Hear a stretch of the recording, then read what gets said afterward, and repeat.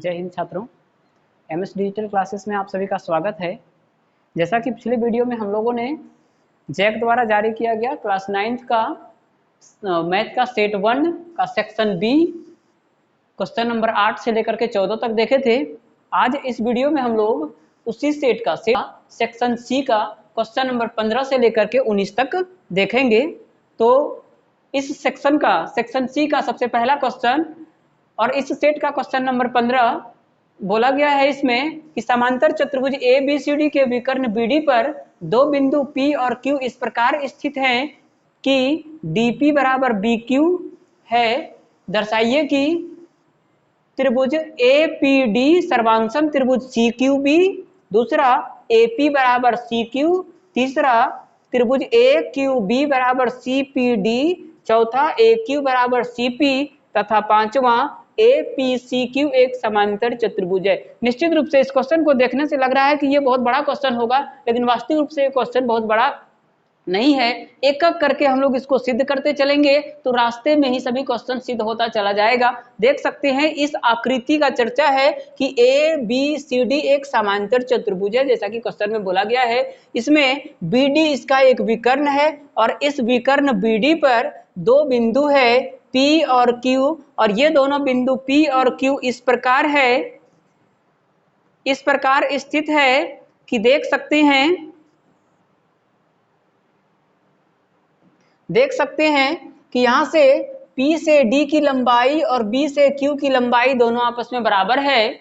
इसके बाद हम लोग को सिद्ध करने के लिए जो बोला है वो तो हम लोग पढ़ चुके हैं। देखिए तो एक एक करके सभी को हल करते हैं। सबसे पहले लिखते हैं दिया है कि जो दिया हुआ है उसको पहले ले लेते हैं हम लोग। दिया है कि ABCD एक समांतर चतुर्भुज है, जैसा कि यहाँ हम लोग लिखे कि ABCD एक समांतर चतुर्भुज है जिसके विकर्ण BD पर दो बिंदु P और Q इस प्रकार स्थित है कि DP बराबर BQ हो। ये तो क्वेश्चन में दिया हुआ है। अब यहाँ जो सिद्ध करना है एक एक करके सभी को लिख दिए।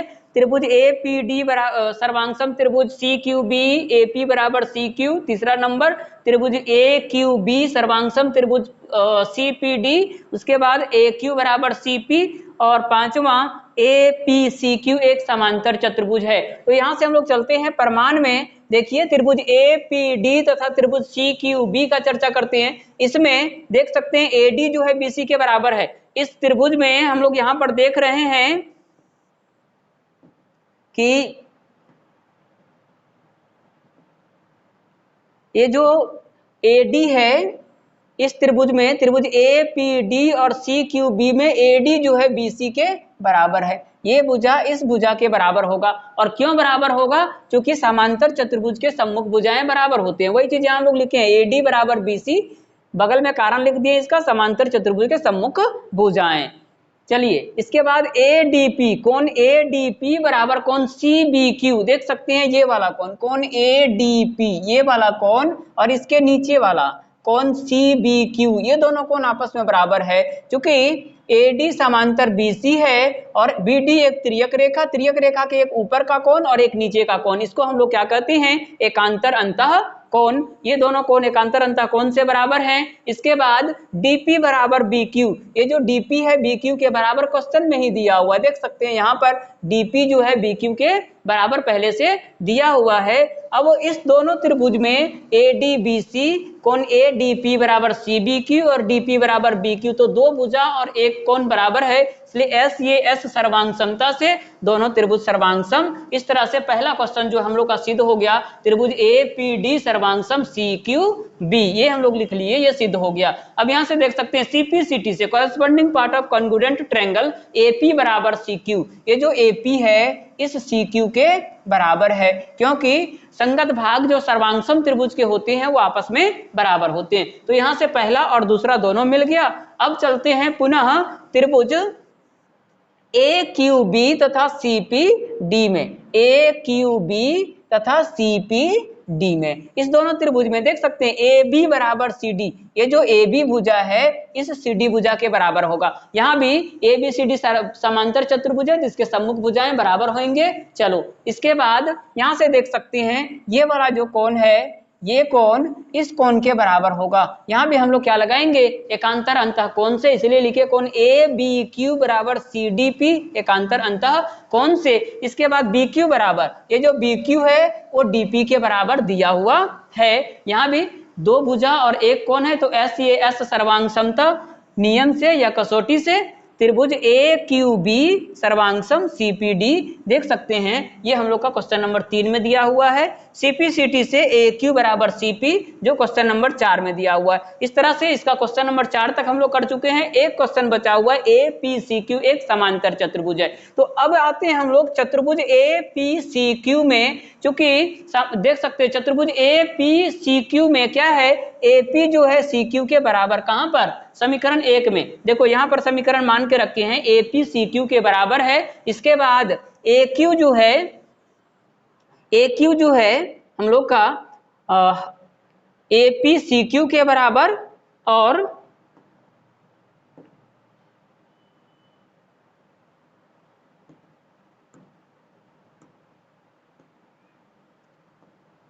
एपी जो है सी क्यू के बराबर। यहां से देख सकते हैं समीकरण 2 का अगर बात करें हम लोग, तो ए क्यू, यहां से ए क्यू जो है पीसी के बराबर है, या सीपी कुछ भी लिख सकते हैं उसको, ए क्यू सीपी के बराबर। और समीकरण 1 से एपी जो है, एपी हम लोग का यहां से देख सकते हैं ये सी क्यू के बराबर है। ठीक है, तो एपी सी क्यू और ए क्यू सीपी, ठीक है, ये देख सकते हैं इसका सम्मुख भुजा एपी सी क्यू और ए क्यू पीसी या सीपी कुछ भी लिख सकते हैं। तो इसका सम्मुख भुजा इसके बराबर और इसका सम्मुख भुजा इसके बराबर, मतलब ए पी सी क्यू एक ऐसा चतुर्भुज है जिसके प्रत्येक सम्मुख भुजाएं आपस में बराबर हैं, इसलिए यह एक क्या होगा, समांतर चतुर्भुज होगा। इस तरह से क्वेश्चन नंबर 15 जो है वो सिद्ध हो गया। चलिए इसके बाद क्वेश्चन नंबर 16 में यहां बोल रहा है कि सिद्ध कीजिए कि एक ही आधार और एक ही समांतर रेखाओं के बीच स्थित समांतर चतुर्भुज क्षेत्रफल में बराबर होते हैं। कहने का मतलब यह कि जब कोई दो समांतर चतुर्भुज एक ही आधार और एक ही समांतर रेखाओं के बीच स्थित होते हैं तो उसका क्षेत्रफल आपस में बराबर होता है, यही हम लोग को दिखाना है। तो यहाँ पर हम लोग मान लेते हैं, माना कि ए बी सी डी तथा ए बी ई एफ दो समांतर चतुर्भुज एक ही आधार ए बी तथा एक ही समांतर रेखाओं ए बी और डी ई के बीच स्थित है। तो हम लोग को दिखाना क्या है कि ए बी सी डी और समांतर चतुर्भुज ए बी ई एफ का क्षेत्रफल आपस में बराबर है। यहाँ वही चीज हम लोग लिखते हैं, माना कि ए बी सी डी तथा ए बी ई एफ दो समांतर चतुर्भुज है जो एक ही आधार ए बी तथा एक ही समांतर रेखाओं ए बी और डी ई के बीच स्थित हैं। सिद्ध करना है कि area of A B C D बराबर area of A B E F. ठीक है, अब प्रमाण में चलते हैं। देख सकते हैं जब ये समांतर चतुर्भुज है तो निश्चित रूप से ए डी बी सी के समांतर है। ये जो ए डी है बी सी के समांतर है। ये जो कोण एक जिसका नाम दिया यह कोण ए डी एफ, इसका नाम दे दिए हैं एक, ये किसके बराबर है, कोण 4 के। ये बराबर क्यों है, संगत कोण से। हम लोग जानते हैं कि संगत कोण आपस में बराबर होते हैं। इसी तरह से ए एफ जो है बीई के समांतर है। ये जो ए एफ है बीई के समांतर है, तो कोण 2 कोण 5 के बराबर है ए बी संगत कोण से। अब देख सकते हैं ए डी एफ तथा त्रिभुज बीई सी में, ये वाला जो ए डी एफ त्रिभुज है और बीई सी त्रिभुज है, इस दोनों त्रिभुज में अगर कोण त्रिभुज का कोण योग गुण लगाया जाए, देखिए यहाँ लिखा हुआ है त्रिभुज के कोण योग गुण से तीनों कोणों का योग, इस त्रिभुज को भी रखेंगे तो भी 180 होगा, इस त्रिभुज को भी रखेंगे तो 180 होगा, क्योंकि कोई भी त्रिभुज के जो तीनों अंतः कोणों का योग होता है वो 180 डिग्री के बराबर होता है। इसीलिए डायरेक्ट हम लोग लिखे कोण 1 प्लस कोण 2 प्लस कोण 3 बराबर कोण 4 प्लस कोण 5 प्लस कोण 6 बराबर 180 डिग्री। 180 को इधर हटा दिए। अब यहां से देख सकते हैं 1 प्लस 2 प्लस 3 स्टार्टिंग वाला फर्स्ट त्रिभुज के लिए ज्यों का त्यों रखे। देख सकते हैं यहां पर चूंकि 1 जो है 4 के बराबर है, तो जो 1 था जो 4 था उसको हम लोग 1 से रिप्लेस कर दिए और जो 5 था उसको 2 से रिप्लेस कर दिए। तो 1 से 1 और 2 से 2 कट गया, बचा कितना 3 बराबर 6। कोण 3 जो है कोण 6 के बराबर है, इसको एक समीकरण मान के हम लोग छोड़ देते हैं। अब चलते हैं इस दोनों त्रिभुज के लिए, त्रिभुज ए डी एफ तथा त्रिभुज बीई सी में। देखिए त्रिभुज ए डी एफ तथा त्रिभुज बीई सी में ए डी बराबर बी सी, ये जो ए डी है इस BC के बराबर होगा। क्यों? समांतर चतुर्भुज के सम्मुख भुजाएं बराबर होते हैं। इसके बाद AF बराबर BE, देख सकते हैं जो AF है ये दूसरे समांतर चतुर्भुज BE के सम्मुख भुजा है और ये दोनों आपस में बराबर होगा। इसके बाद कोण 3 बराबर कोण 6, ये क्यों बराबर है? तो इसको हम लोग समीकरण 1 में दिखा चुके हैं कि कोण 3 जो है कोण 6 के बराबर है। इस तरह से इन दोनों त्रिभुजों के दो संगत भुजाएं तथा इन भुजाओं से अंतरित कोण आपस में बराबर है, इसीलिए ये दोनों त्रिभुज सर्वांगसम होंगे। मतलब त्रिभुज ADF सर्वांगसम त्रिभुज BEC। अब हम लोग ये भी जानते हैं कि सर्वांगसम आकृतियां जो हैं वो क्षेत्रफल में समान होते हैं, इसलिए एरिया ऑफ ADF बराबर एरिया ऑफ BEC, दोनों त्रिभुज का क्षेत्रफल आपस में बराबर नीचे लिख दिए हैं, क्योंकि सर्वांगसम आकृतियां क्षेत्रफल में बराबर होते हैं। अब देख सकते हैं ये समीकरण 2 जो है, समीकरण 2 में दोनों तरफ ये बीच वाला भाग जो है, ये बीच वाला भाग जो है वो अगर जोड़ दिया जाए, इस त्रिभुज के साथ जोड़ दिया जाए तो ABCD बन जाएगा। अगर इसको इस त्रिभुज के साथ जोड़ दिया जाए तो ABEF बन जाएगा। अगर ये दोनों आपस में बराबर हैं तो इसके दोनों तरफ ABCF जो चतुर्भुज है इसके क्षेत्रफल को जोड़ दिया जाए तो देख सकते हैं area of ADF plus area of ABCF, इसके बाद area of BEC plus area of ABCF दोनों में जोड़ दिया गया। अगर इस त्रिभुज को इसके साथ मिलाया जाए तो ये बन जाता है ABCD, इसलिए लिखे ABCD, और अगर इसके साथ इसको मिलाया जाता है तो बन जाता है ABEF। यहां से देख सकते हैं ABEF जो हम लोग को सिद्ध करना था। इस तरह से क्वेश्चन नंबर 16 हम लोग सिद्ध कर लिए कि एरिया ऑफ ABCD बराबर एरिया ऑफ ABEF। अब यहां से हम लोग आगे बढ़ते हैं और देखते हैं क्वेश्चन नंबर 17। क्वेश्चन नंबर 17 जो है वो रचना है और इसमें एक त्रिभुज की रचना करने के लिए बोला गया है कि एक त्रिभुज XYZ की रचना कीजिए जिसमें कोण Y बराबर 30 डिग्री, कोण Z बराबर 90 और XY plus YZ plus ZX बराबर 11 सेंटीमीटर है। तो सबसे पहला काम क्या करते हैं, जो भुजाओं का योगफल होता है उसके बराबर का एक रेखाखंड हम लोग खींचते हैं। तो यहाँ पर PQ एक रेखाखंड लिए जिसकी लंबाई कितनी है 11 सेंटीमीटर, 11 सेंटीमीटर लंबाई का एक रेखाखंड खींचे।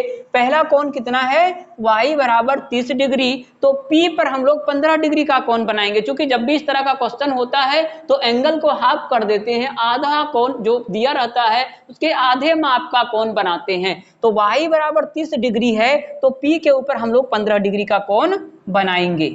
इसके बाद Z में 90 डिग्री है तो यहाँ पर हम लोग 45 डिग्री का कोण बनाएंगे। लेकिन डायरेक्ट 45 डिग्री और डायरेक्ट 15 डिग्री का कोण नहीं बन सकता है, तो पहले क्या किए, यहाँ 60 डिग्री का कोण बनाए, फिर वहां से अर्क ड्रॉ करके और इसको बाइसेक्ट किए।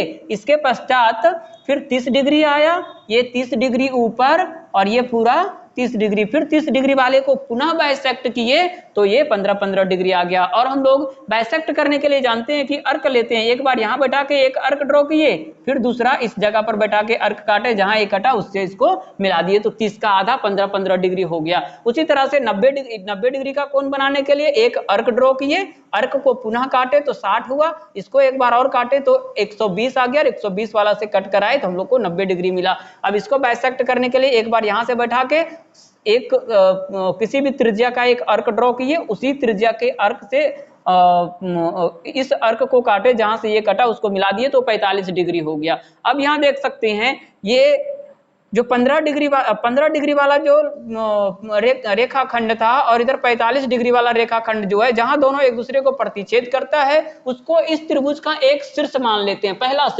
शीर्ष जो है x, इसको हम लोग कंसीडर कर लिए। उसके बाद XQ जो है इसका लंब समद्विभाजक लिया गया। इसका लंब समद्विभाजक देख सकते हैं इस जगह पर कट रहा है और एक लंब समद्विभाजक इसका इस जगह पर कट रहा है। दोनों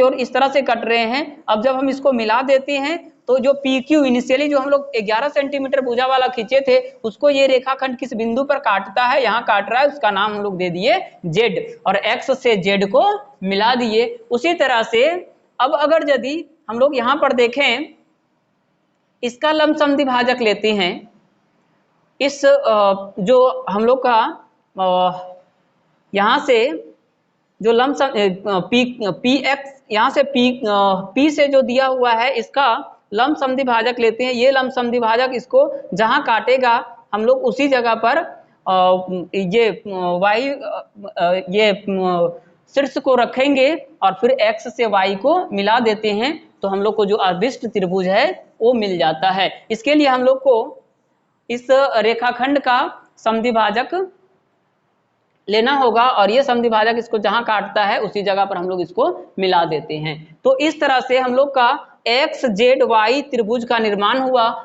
जो हम लोग को बनाने के लिए बोला था एक्स वाई जेड। अब देख सकते हैं वाई जो है 30 डिग्री जो बोला था 30 डिग्री बनाने के लिए और जेड जो बनाने के लिए बोला था 90 डिग्री वो हम लोग को मिल गया। इस तरह से ये रचना कंप्लीट हो गया। हालांकि इस रचना को परकल और ये स्केल की सहायता से बनाना है, आप उसको परकल की सहायता से बनाएंगे। इसके बाद अब हम लोग चलते हैं क्वेश्चन नंबर 18 में और ये क्वेश्चन नंबर 18 में बोला गया है कि एक त्रिभुजाकार पार्क ए बी सी की भुजाएं 120 मीटर 80 मीटर और 50 मीटर है जैसा कि आकृति में दिखाया गया है। एक मालिन धनिया को इसके चारों ओर एक बाड़ लगानी है, बाड़ लगानी मतलब घेरा लगाना है, ठीक है, और इसके अंदर घास उगानी है। उसे कितने क्षेत्रफल में घास उगानी है? एक ओर 3 मीटर चौड़े एक फाटक के लिए स्थान छोड़ते हुए इसके चारों ओर 20 रुपये प्रति मीटर की दर से कांटेदार बाड़ लगाने का व्यय ज्ञात कीजिए। देखिए इस क्वेश्चन में क्या दिया हुआ है कि एक त्रिभुजाकार पार्क है जिसके तीनों भुजाओं की लंबाई दी गई है 120 मीटर, उसके बाद 80 मीटर और फिर 50 मीटर, ये तीनों भुजाओं की लंबाई हो गई। अब क्या बोल रहा है कि 1 मीटर बाड़ लगाने के लिए खर्च है 20 रुपया, तो कुल मिला के बाड़ लगाने का खर्च कितना होगा? जबकि बीच में 3 मीटर का फाटक छोड़ देना है। अब जहां पर फाटक छूटेगा उस जगह पर जो बाड़ है वो नहीं लगेगा। तो सबसे पहले हम लोग क्या करेंगे, इस त्रिभुज का परिमाप ज्ञात कर लेंगे। परिमाप जो आएगा, चूंकि परिमाप क्या होता है, त्रिभुज के तीनों भुजाओं के योगफल के बराबर होता है, मतलब 120, 80 और 50 को जोड़ देंगे, परिमाप निकल जाएगा और उसमें से 3 मीटर घटा देंगे, शेष भाग जो बचेगा उसको 20 से गुना कर देंगे तो हम लोग को कुल खर्च कितना होगा वो निकल जाएगा। उसके पहले इसके अंदर जो घास लगाया गया है तो कितने क्षेत्र पर घास लगाया जाना है वो ज्ञात करना है। तो देख सकते हैं यहाँ पर हम लोग लिखते हैं, दिया है कि त्रिभुजाकार पार्क ए बी सी की भुजाएं ए बराबर 120 मीटर, बी बराबर 80 मीटर और सी बराबर 50 मीटर। यहां से इसका अर्ध परिमाप S निकाल सकते हैं, S बराबर A plus B plus C बटे 2। अब तीनों भुजा 120 प्लस 80 प्लस 50 बटे 2 मीटर में सबको जोड़ दिए 250 आया। अब 2 से इसको काट दिए तो 125, S का वैल्यू निकल गया। अब इस पार्क का क्षेत्रफल ज्ञात करने के लिए हम लोग हिरोन सूत्र लगाते हैं। हिरोन सूत्र under root S into S minus A S minus B S minus C, सभी का मान पुट कर दिए। एस के जगह 125, फिर 125 माइनस 120, 125 माइनस 80, 125 माइनस 50, इसको 125 तो ऐसे ही छोड़ दिए, 125 में घटाया इसको 5 बचा, 45 बचा और 75 बचा। यहाँ से देख सकते हैं 125 जो इसको दो भाग में तोड़ दिए, 25 गुने 5, उसके बाद गुने में 5 है, 45 को 15 गुने 3 और 75 को तोड़ दिए 3 गुने 25। चूंकि हमको 25 और 25 का एक पेयर मिल रहा है, 5 5 का भी पेयर मिल रहा है और 3 3 का भी पेयर मिल रहा है, तो जो पेयर में मिल रहा है उसका वर्गमूल निकाल दिए। 25 25 के लिए 1, 5 5 के लिए 1, 3 3 के लिए 1, जो अंदर में 15 बच रहा है ये पूर्ण वर्ग नहीं है, इसलिए उसको वर्गमूल के अंदर छोड़ दिए। तो हम लोग का क्षेत्रफल आ गया 375 रूट 15 मीटर स्क्वायर। मतलब क्या, ये जो धनिया है वो उस त्रिभुजाकार पार्क के अंदर जो घास लगाएगी उसका क्षेत्रफल होगा 375 रूट 15 मीटर स्क्वायर। इसके बाद अब जो बाड़ लगाने का खर्च है उसके लिए क्या किए, पार्क का परिमाप ज्ञात किए। तो परिमाप निकालने के लिए तीनों भुजाओं का योगफल 120, 80 प्लस 50। देखिए पार्क का परिमाप a प्लस बी प्लस सी बराबर 120, 80 और 50, सबको जोड़ दिए तो आया 250 मीटर। अब यहां से चूंकि 3 मीटर का फाटक रखा गया है, 3 मीटर का फाटक रखा गया है, तो इस 250 में से इस 3 मीटर को घटा दिया जाएगा तो बाड़ की लंबाई चारों तरफ जो घेरा लगाएगा फाटक को छोड़ करके उसकी लंबाई कितनी होगी, पूरे परिमाप की लंबाई में से 3 मीटर घटा देंगे तो 250 में 3 चला जाएगा, 247 बचेगा। अब 1 मीटर बाड़ लगाने के लिए जो खर्च है वो 20 रुपया है, तो 247 मीटर बाड़ लगाने का कुल खर्च 20 और 247 को गुना कर दिए और गुना करके आता है 4940 रुपया। इस तरह से हम लोग का क्वेश्चन नंबर 18 जो है वो हल हो गया। इसके बाद इस सेट 1 का अंतिम क्वेश्चन, क्वेश्चन नंबर 19, जिसमें बोला गया है कि 40 इंजीनियरों की उनके आवास से कार्य स्थल की किलोमीटर में दूरियां ए हैं। मतलब 40 इंजीनियर है जो कहीं रहता है और कार्य स्थल उसकी दूरी जो है वो इसका एक डाटा दिया हुआ है। ठीक है, यहाँ पर 5, 3, 10, 20, 25, 11, 13, 7, 12, 31, 19, 10, 12, 17, 18, 11, 32, 17, 16, 2, 7, 9, 7, 8, 3, 5, 12, 15, 18, 3, 12, 14, 2, 9, 6, 15, 15, 7, 6 और 12 इस तरह से दिया हुआ है। ठीक है, क्या बोल रहा है, 0 से 5 को, जिनमें 5 सम्मिलित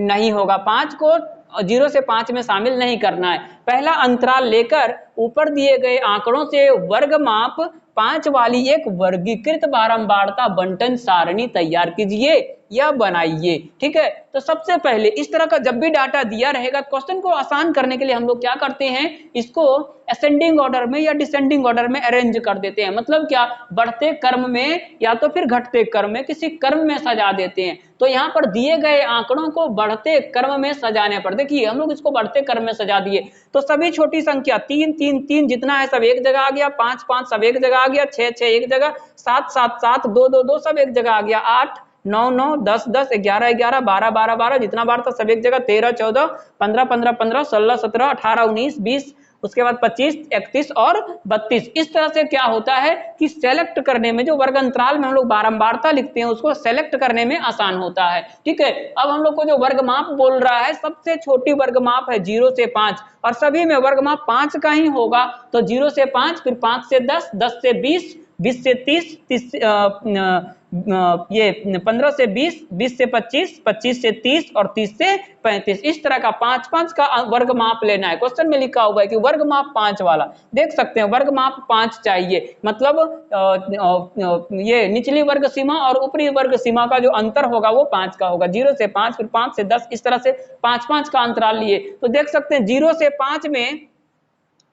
5 में कितने हैं, अब बोल दिया 5 उसमें सम्मिलित नहीं होगा, 1, 2, 3, 4, 5, देख सकते हैं 5 तो उसमें आएगा नहीं, 3 ही तक लेंगे तो कितना होगा 5, बारंबारता 5 हुआ। इसके लिए मिलान चिन्ह हम लोग टैली मार्क लिखे, 4 लाइन और 1 क्रॉस, तो हो गया 5। इसके बाद 5 से 10 तक देख सकते हैं उसमें 5 भी शामिल होगा, 1, 2, 3, 4, 5, 6, 7, 8, 9, 10, 11, बस 11, 10 तो शामिल नहीं होगा उसमें, 11, फिर 11 के लिए टैली मार्क। उसके बाद 10 से 15, 10 से 15, 1, 2, 3, 4, 5, 6, 7, 8, 9, 10, 11, 14 तक है। ठीक है, 11 आया, फिर 11 का टैली मार्क। 15 से 20, 15 से 20 में 15 शामिल होगा, 1, 2, 3, 4, 5, 6, 7, 8, 9, 9 लिखे और फिर 9 का टैली मार्क। इसके बाद 20 से 25 में केवल 20 है, 1, तो 1 रहा टैली मार्क इसका। 25, 25 से 30 में केवल 25 ही है अकेला, इसलिए इसका बारंबारता 1 आया। फिर 30 से 35 में 31 और 32, 2, इसकी बारंबारता हम लोग क्या लिखे, 2, और इसका टैली मार्क